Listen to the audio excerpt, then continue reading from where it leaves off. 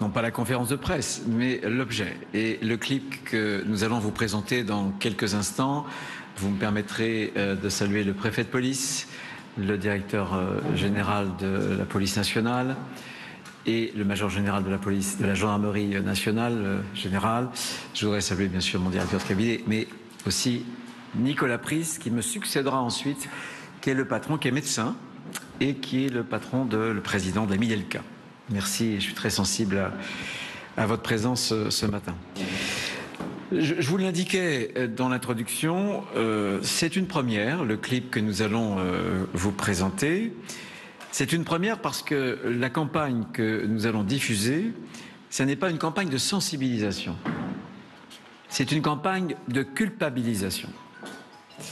Et cette culpabilisation, je l'assume totalement.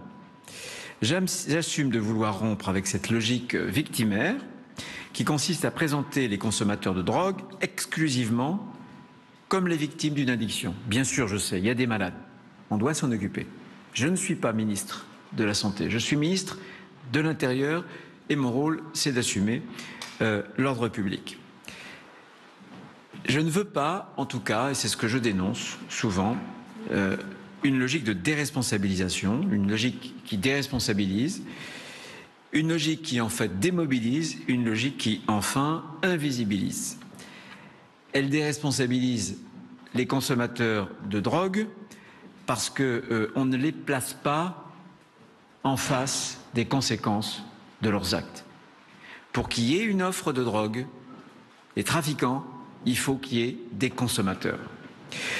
Elle démobilise aussi la société, en tout cas une partie de la société, car s'il ne s'agit pas que d'un problème de santé, il y a problème de santé sans doute, mais pas que, comme certains l'affirment. Alors à quoi bon lutter contre le narcotrafic? À quoi bon cette nouvelle loi qui a été votée à l'unanimité? C'est rare. Aujourd'hui, dans un pays politiquement divisé, eh bien, la loi que nous avons portée, que nous avions à l'époque forgée dans la commission d'enquête que j'avais initiée quand j'étais président de mon groupe LR au Sénat, qui avait établi des conclusions, et avec ces conclusions, nous avions fait une PPL, et elle a été adoptée à l'unanimité. Eh bien, moi, je crois, nous voulons, le gouvernement souhaite faire de la lutte contre le narcotrafic, contre la criminalité organisée, une grande cause nationale, un peu comme nous avons fait il y a 10 ans, lorsque nous avions été frappés par les attentats terroristes, de la lutte contre le terrorisme, là encore, une grande cause nationale. C'est fondamental, nous l'assumons, aussi bien contre les narcotrafics, mais aussi contre les consommateurs avec cette politique qui permette à nos forces de l'ordre de recourir davantage aux amendes forfaitaires contre les consommateurs. J'en dirai un mot dans quelques instants. Mais cette logique que je dénonce, elle invisibilise les vraies victimes du trafic de drogue, qui se comptent aujourd'hui et désormais par centaines. Et je veux parler de ces victimes qui sont de plus en plus jeunes. Des jeunes qui sont des jeunes victimes et des jeunes qui tuent. Des jeunes qui sont des soldats appointés par les trafiquants de drogue. Donc ça, c'est quelque chose de fondamental, de dire aux consommateurs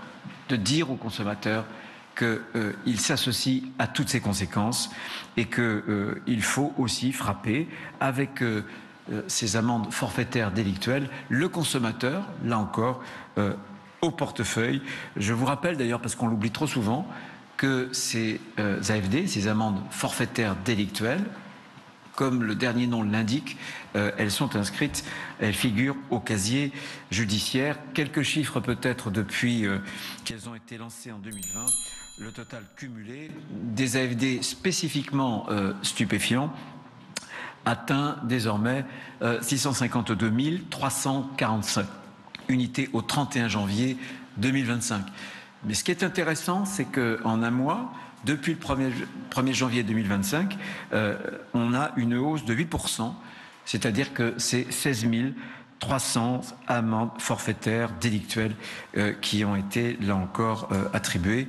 Et le taux de recouvrement Le taux de recouvrement, c'est important, c'est-à-dire le taux de recouvrement, il exprime simplement le fait que lorsque on verbabilise, eh bien, qu'il y ait ensuite le recouvrement de l'argent, de la taxe, le taux de recouvrement est à plus de 50%, à 53%.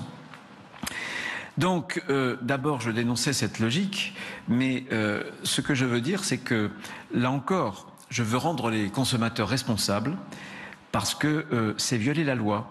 Voilà, et violer la loi, c'est participer à un système, et c'est ce que nous allons montrer, vous allez le voir dans quelques instants, avec ce clip. Nous allons montrer précisément que derrière ces paradis artificiels, il y a l'enfer qui, lui, est bien réel, qu'ont créé les leaders, les narcotrafiquants. Et que, bien entendu, s'il y a des leaders, c'est parce qu'il y a, je le disais, des consommateurs. Au bout du joint, au bout du rail de coke, eh bien, voilà, il y a le canon des armes qui tue. Et qui tue de jeunes victimes. Je le disais encore une fois, c'est par exemple ce garçon de 5 ans, 2 balles dans la tête, il en a réchappé, mais avec les séquelles qu'on peut imaginer. C'était à Rennes, et c'était un adolescent qui avait l'arme, qui a blessé grièvement ces garçons, un adolescent de 16 ans. Je veux aussi parler de ce jeune Marseillais de 14 ans, qui est devenu tueur à gages, recruté par ces réseaux de la criminalité organisée, et qui a tué de sang-froid un père de famille, un conducteur VTC.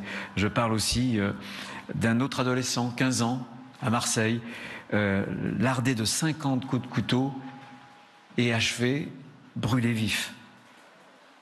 Le narcotrafic, c'est ça aujourd'hui, en France, en 2025. Il faut ouvrir les yeux. Et comme j'ai déjà dit, fumer un joint, prendre un rail de côte, eh ben, c'est avoir du sang sur les mains. Car en bout de chaîne, il y a des trafiquants qui utilisent ces adolescents comme de la chair à canon et des réseaux qui pratiquent le proxénétisme. Là encore, je le dis, ce que proposent les narcotracailles et derrière eux les narcotrafiquants, ce sont assez jeunes, ce sont des chemins de larmes et ce sont des destins de sang. Et il faut d'autant plus le dire aujourd'hui en France et c'était la conclusion de la commission d'enquête sénatoriale, c'est que désormais les drogues les plus dures sont disponibles partout, à tout moment. Partout, en ville, dans les quartiers, comme en campagne. Et à tout moment, puisqu'il n'y a pas seulement les points de deal où on va acheter, le consommateur va vers le distributeur, mais c'est désormais avec les réseaux, par exemple, et numériques, Uber Sheet, c'est carrément la drogue qui vient vers le consommateur. Là encore, je vais citer quelques chiffres. La dernière étude de l'Observatoire français des drogues et des tendances addictives montre que la demande de cocaïne n'a jamais été aussi forte. 1,1 million de personnes en ont consommé dans notre pays au moins une fois dans l'année 2023. Le cannabis, qui est la drogue la plus répandue en France, compterait 5 millions de consommateurs. Et l'usage de MDMA et d'ecstasy a bondi, passant de 400 000 à 750 000 personnes entre 2019 et 2023. Ces personnes qui auraient consommé au moins une fois pendant une année ces produits-là. Et enfin, l'expérimentation de l'héroïne continue de progresser, puisqu'on est à 850 000 personnes qui auraient consommé au moins une fois au cours de leur vie, avec parfois un enchaînement que cela peut déclencher. On atteint, et là je veux vraiment rendre hommage aux forces de sécurité intérieure, parce qu'on atteint des saisies records. Je suis allé il y a quelques jours, quelques semaines au Havre, où la gendarmerie nationale avait fait une saisie de plus de 2 tonnes, 2,1 tonnes de, là encore, héroïne. Mais je veux saluer les policiers, la police nationale, la gendarmerie nationale. Je veux aussi associer les douaniers. Il y a des efforts gigantesques. Je vais vous le montrer à travers 2 chiffres qui sont très simples à retenir. En 2023, 23 tonnes de cocaïne qui sont saisies, 23 tonnes. L'an dernier, sur 11 mois, 47 tonnes. Plus du double. Plus du double, vous vous en rendrez compte. Donc nos forces de sécurité sont à l'œuvre et assènent des coups. Mais c'est une submersion. C'est, comment dirais-je, un tsunami blanc, notamment en matière de cocaïne. Et on le voit bien, il faut s'en méfier. La légalisation du cannabis, mais peut-être que Nicolas Pries pourra en dire un mot, elle ne réglerait rien. Je vois bien dans le débat public qu'un certain nombre, notamment d'élus, essaient de proposer cette voie-là. Cette voie-là, c'est la voie de l'échec. Les criminels, les narcotrafiquants n'attendent que cela. Et d'ailleurs, on le voit bien lorsque, dans un certain nombre de pays, de provinces, où la légalisation a eu lieu, les trafics de stupéfiants n'ont pas cessé et la plupart du temps, ils ont augmenté. 40% d'offres illégales, par exemple, au Canada, 75% dans l'État de Californie, aux USA. Donc l'exemple, y compris chez nous, du trafic de cigarettes. Trafic de cigarettes, vous pouvez acheter des cigarettes. C'est légal. Et les points de vente. Et bien pour autant, on a une explosion du trafic illégal. Ce qui montre bien très concrètement que ce n'est pas la layécité d'un trafic qui permet d'obtenir justement l'arrêt du trafic. Il ne faut pas en douter. On aurait à la fois des points de, comment dirais-je, des points d'approvisionnement légaux, mais croyez-moi, les restrictions juridiques seraient contournées par ailleurs sur un marché illégal, que ce soit sur la teneur en THC, sur l'interdiction de vente aux mineurs ou tout simplement sur le prix. Il y aurait donc un marché noir, plus évidemment le marché noir de toutes les drogues les plus dures, puisque ces drogues dites douces, qui ne le sont pas, peut-être que Nicolas Pries pourra l'exprimer, les médecins, et je ne le suis pas, mais qui ne le sont pas, sont souvent l'antichambre de drogues les plus dures, et ainsi on offrirait légalement aux trafiquants la voie justement d'une addiction progressive vers des drogues les plus catastrophiques et les plus dures. Je pense que cette légalisation aggraverait tout parce qu'évidemment la consommation risquerait d'exploser. Et je veux rappeler ici devant vous que le cannabis, la consommation est particulièrement addictive, nocive, que son impact sur le cerveau n'est pas neutre non plus. C'est désormais scientifiquement prouvé et qu'il faut en tenir compte, et notamment dans le cerveau des plus jeunes consommateurs. C'est avéré. Je rappelle aussi qu'il constitue, le cannabis, une cause majeure d'accidents mortels sur la route, puisqu'en 2022, un conducteur sur 5 était positif aux stupéfiants dans un accident mortel. Et je ne veux pas vous rappeler, il y a quelques jours, cette jeune adolescente de 15 ans qui a été tuée dans un accident avec un car, et le conducteur du car était testé positif aux stupéfiants. Nous avons, avec le ministre des Transports, diligenté sur l'ensemble de la France une campagne de tests qui a montré que malheureusement, sur un peu moins de 2000 tests prévus, il y avait plusieurs dizaines qui avaient été testés positivement aux stupéfiants, avec les conséquences. Voilà, pour terminer et pour vous montrer justement le clip.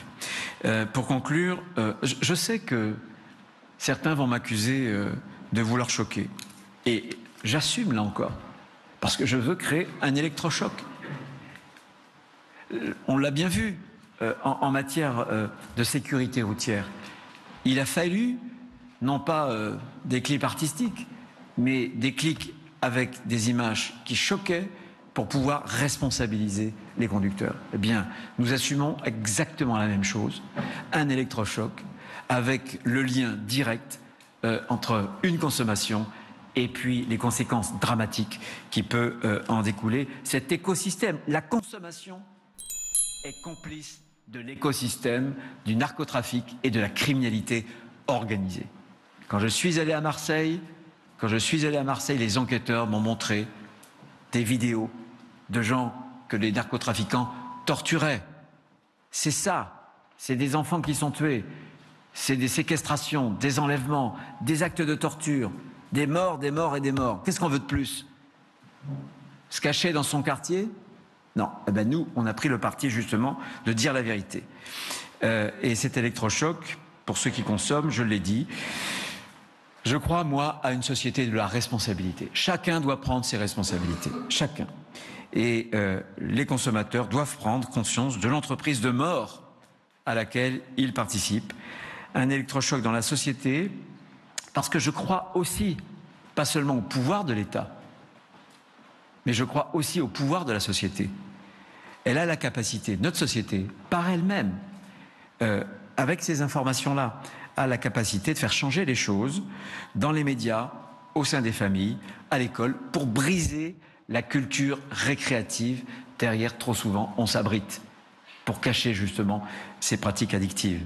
Et je pense que la société peut le faire sur la drogue comme elle l'a fait, sur d'autres enjeux majeurs. Je pense à l'écologie, je pense aussi au harcèlement scolaire. Il y a besoin d'une rupture en matière culturelle. C'est une rupture en matière culturelle qu'il faut, comment dirais-je, adopter. Nous allons voter, les parlementaires, ça a été fait le cas à l'unanimité au Sénat, un texte qui va nous permettre de lutter vraiment contre la criminalité organisée, mais il y a aussi l'autre bout de la chaîne, c'est important et c'est dans ce cadre-là que nous devons agir. L'État doit renforcer donc ses outils sécuritaires et puis la société doit, elle, renforcer ces outils, ces défenses immunitaires. Voilà quels étaient les propos que je voulais vous tenir, quel est notre état d'esprit. J'ajoute quand même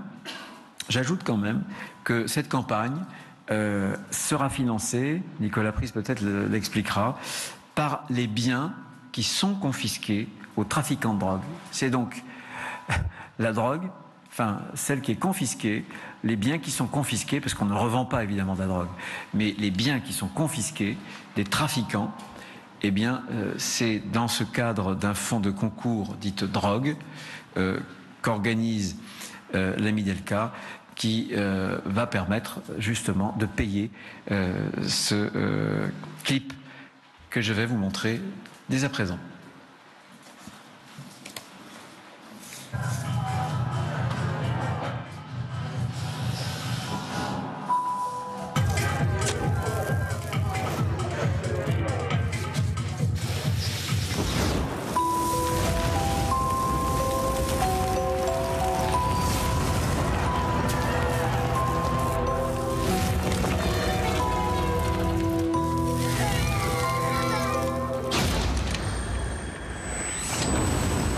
Chaque jour, des personnes payent le prix de la drogue que vous achetez.